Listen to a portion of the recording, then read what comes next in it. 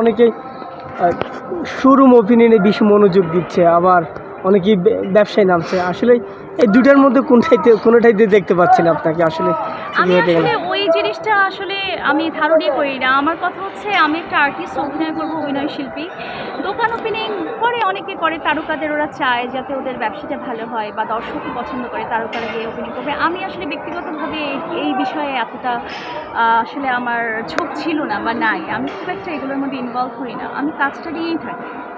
আপু, অভিনেত্রী আমরা দেখতে কয়েকটা সিনেমা করলে একটা ঝাঁকজমকপূর্ণ বা হাই স্টাইলিশ লাইফে ওরা করে, তারা ঠিক আগের মতো সাদা চিতে সহজ সরল এভাবে আছেন, কিন্তু কারণটা কি আপু এত?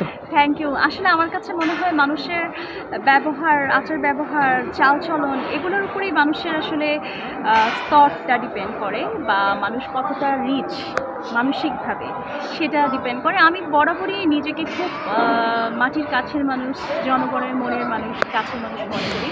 আমি কখনোই খুব সাজগোজ, খুবই ওভার রেটেড কিছু করা পছন্দ করি না। আমি একটু লো প্রোফাইল মেনটেন করতে পছন্দ। আপু, ব্যক্তি জীবনে কোনো মিডিয়া জগতে বা সিনেমা জগতে কোনো অপূর্ণতা আছে কিনা, বা পূর্ণতা কতটুকু? তো অনেক আছে। অপূর্ণতা বলতে ক্যারেক্টারের অপূর্ণতা আছে, অনেকগুলো ক্যারেক্টার আছে মনে ধারণ করছি যে করব, ইনশাল্লাহ আল্লাহ যদি চায় তো কাজগুলো করা হবে। যেমন আমার বীরাঙ্গনা ক্যারেক্টার খুব ভালো লাগে। তারপরে হচ্ছে আমাদের এখনকার যে যৌনকর্মী, এদের নিয়ে কাজ করার ইচ্ছা আছে। এইডস কর্মী, এদের নিয়ে কাজ করার ইচ্ছা আছে।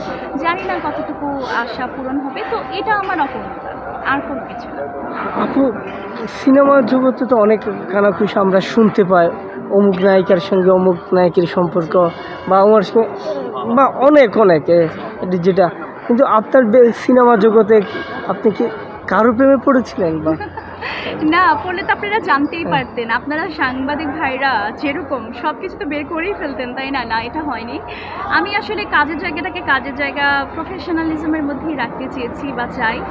আমার কোয়ার্টিস্ট সবাই খুব ভালো ছিলেন, খুবই হেল্পফুল ছিলেন। কেউ বড় ভাইয়ের মতো ছিলেন, কেউ গার্ডিয়ানের মতো ছিলেন, কেউ ফ্রেন্ডের মতো, কেউ এখনও ফ্যামিলি ফ্রেন্ড হয়ে আছে, এরকম। কিন্তু আসলে ব্যক্তিগত রিলেশনের জড়ানোর মতন চিন্তাও করিনি, আর হয়নি। আপনি মনের খুব থেকে দীর্ঘদিন দূরে এরকম কিছু সিনেমা জগৎ থেকে? না ভাইয়া, না, কোনো ক্ষোভ নেই কারোর প্রতি। কারণ আমার ক্ষোভ হওয়ার মতো কোনো সিচুয়েশনই তৈরি হয়নি। এমন কোনো কিছু হয়নি যে আমি কোনো ছবি থেকে কারণে বাদ করেছি বা আমাকে নিয়ে নেওয়া হয়েছিল পরবর্তীতে, এরকম কিছু হয়নি। আমি নিজে থেকেই, ধরেন পারিবারিক কিছু বিষয় ছিল, পড়াশোনাটা আমার বাবা আমাকে বলেছে, চাপ দিয়েছিলেন যে পড়াশোনা শেষ না করলে, কারণ আমার ফ্যামিলি সবাই মোটামুটি শিক্ষিত, বলেছে তুমি ইন্টারমিডিয়েট পাস হয়ে যদি বসে থাকো তাহলে আমি বলবোই না আমার কোনো মেয়ে আছে। তো তারপরে আমার পড়াশোনাটা শেষ করা, মাঝখানে করোনার কারণে কাজ কিছু কম হয়েছে, আর অস্ট্রেলিয়ার টাইম আমি কোনো কাজ করি। একটু আগেই শুনেছিলাম আপনি রিজেক্ট করেছিলেন কয়েকজনকে, আসলে কতজন বা রিজেক্ট করার কারণে কি সিনেমা থেকে দূরে থাকা? না, শুনেন, মানুষ এরকম হয় না। আর্টিস্টের জায়গায় ব্যক্তিগত লাইফ কেউ, আমি মনে করি না কোনো হিরো বা হিরোইন এমন আছে যে ব্যক্তিগত রোশানলটা আসলে কাজের মধ্যে বের করে প্রকাশ করবে। হয়েছে কি, সুন্দরভাবে হয়তো অনেক সময় বলে, বা হাসি হাটার মাধ্যমে বলে, বা ইনডাইরেক্টলি বলে, বা অনেক সময় ডিরেক্টলিও বলে। তখন সুন্দরভাবে আপনি অ্যাপ্রোচ করে যদি বলেন না আমি এটার মধ্যে না, তো কোনো ধরনের প্রেশার ক্রিয়েট করা বা ডিস্টার্ব করা এটা নাই। এটা কি সিনেমা জগৎ থেকে? অবশ্যই সিনেমা জগৎ থেকে, ফিল্মের থেকে করেছে, হ্যাঁ বেশি। আর নাটক তো আমি ওভাবে করি না। আপু, একটা বিষয়, আসলে দর্শকরা অনেকে বলে, যারা আপনাদের দর্শক বা সিনেমা দেখে, তারা মনে করে যে একজন নায়িকা শাবনূর, অপু বিশ্বাস এবং সাকিবা অনেকে তাদের প্রতিদিন প্রেমের প্রস্তাব পায়, অনেকজন তাদের সম্পর্ক থাকে।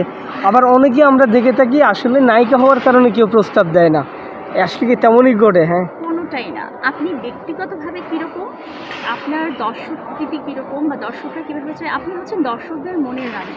হ্যাঁ, দর্শকরা আপনাকে শয়নে, স্বপ্নে, জাগরণে চিন্তাভাবনা করে, ভালোবাসে, আপনাকে নিয়ে অনেক সুন্দর সুন্দর কল্পনা করে। তো আপনাকে ভালোবাসতেই পারে, বা ভালোবাসার প্রস্তাব সুযোগ হয়ে দিতেই পারে। আবার দেখা গেছে ইন্ডাস্ট্রির ভিতরেও তাই। কিন্তু নায়িকা হলে মানুষ সম্পর্ক করবে না বা বিয়ে করবে না, তা কেন হবে? কেন? আমাদের আশেপাশে সিনিয়র আর্টিস্টরা আছে না, ফ্যামিলি নিয়ে ভালো আছে। আসলে এটা পুরোটাই আপনার উপর যে আপনি কতটুকু ওয়ার্ক আর পার্সোনাল লাইফ ব্যালেন্স করবেন। ওয়ার্ক লাইফ ব্যালেন্স করতে পারলে আপনি সব কিছু, সব জায়গায়, সব প্রফেশনেই ভালো করতে পারবেন। আমরা কি আবারও বড় পর্দায় দেখবো? অবশ্যই। সামনে এর মধ্যে আমার শুটিং চলছে। আপনি 4-5 দিনের মধ্যে আমি আবার দুবাই যাচ্ছি।